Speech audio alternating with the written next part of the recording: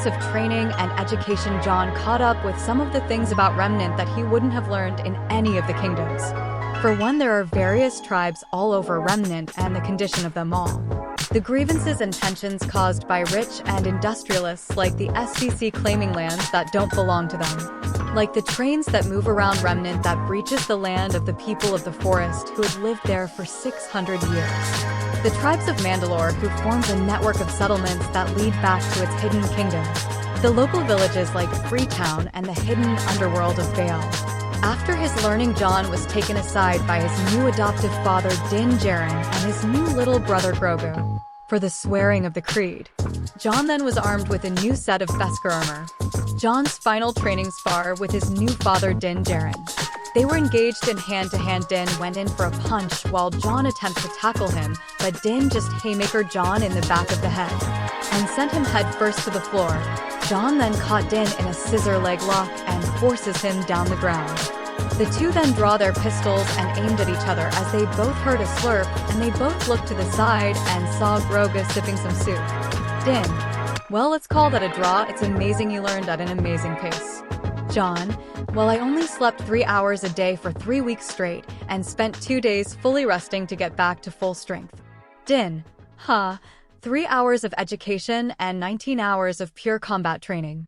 And you were able to catch up with the standards of the Mandalorians. But the rest is experience. Now we must part, and know this: I'm proud of you no matter what the outcome of your path. For honor. Jaune: this is the way. The two bid farewell, and Grogu jumped and hugged Jaune one last time before he set out on his journey. Jaune went out and worked as a mercenary to gain experience and wealth to supply his foundation. But everything went wrong when he worked for the cartel, as Jabba the Hutt got him in a situation that left him near death. But Jabba was assassinated, and his cowardly subordinate Bib Fortuna took over his business. Jaune was able to survive his trek into Forever Falls but was jumped by White Fan, who looted his armor and weapons. Jaune was then saved by the people of the forest and nursed him back to health when Jaune inadvertently saved the chieftain's son. But the people of the forest, who were constantly assaulted by a train that breached their land that transports dust for the SDC. Jaune taught them some of the trade as his times as a mercenary, and eventually they prepared to strike the train. Jaune: all right, like a bandit. Jaune led the best warriors of the tribe and slide down the hill and draws near the train. The warriors then landed and found a way in as Jaune drops in first as lasers, then activate detecting an intruder.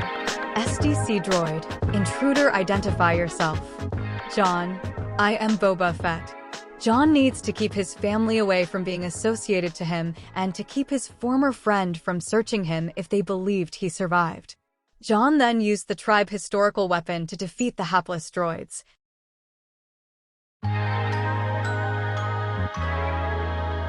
Jaune was smashing through until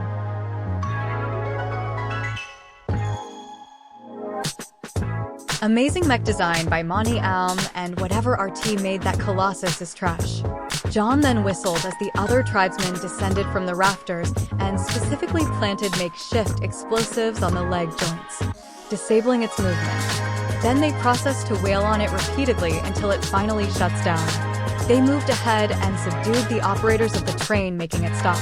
They gathered the human operators and lined them up as the rest pillaged the train of its content. SDC operator: I thought you people are uncivilized. Jaune: amazing, every word in that sentence is wrong. The people of the forest have ownership of these lands. You people have no claim here. SDC operator: you can't do that. Jaune: how old is the SDC? SDC operator: what? Jaune: how old has it been since its establishment? SDC operator: 164 years. Jaune: these tribesmen have been living in these forests for 600 years. They have lordship of these lands. These forests are no longer free to pass. Consider this your first and last warning. The contents of this train will be considered as reparation for the constant harassment and death you inflicted upon them for the past 30 years. SDC operator: we will deliver the message, but without our water car we won't survive the journey back. Jaune: each of you will be given a forever fruit. You will survive on its milk as these people do. Consider this our act of civility. The SDC personnel were given a fruit and was sent away. After that, John urges the tribe to displace just in case the SDC comes back with a vengeance.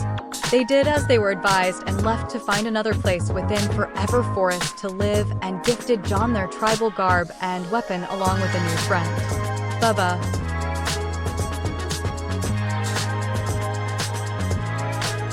John then travels again and met more new friends from other villages like the new Faunus village known as the Ewoks.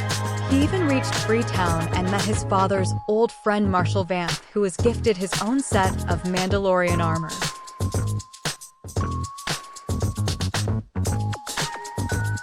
Fortunately, word got out of the White Fang attacking John in his moment of weakness and had the Mandalorians up in arms for White Fang blood.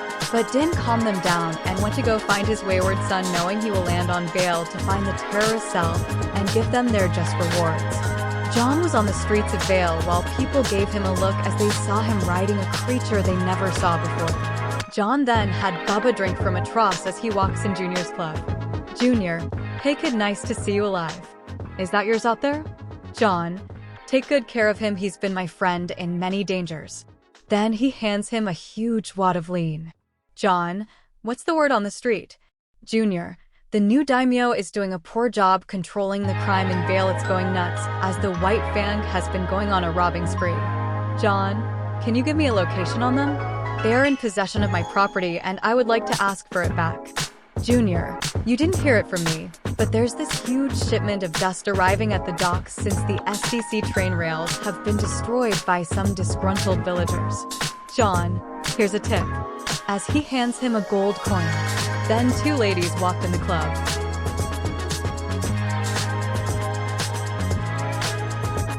Miltia, hey, there's this weird-looking bull outside. And she noticed a familiar mop of blonde hair. Miltia, John, Melanie, wow, it's been so long. They gave him a big hug. Miltia, where have you been? And what are you wearing?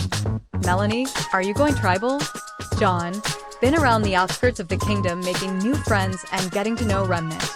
There's a lot out there that will blow your mind. Melanie, what are you up to now? John, dealing with a pest problem. Then a pair of vanilla and chocolate-colored eyes was staring at him as he walks out.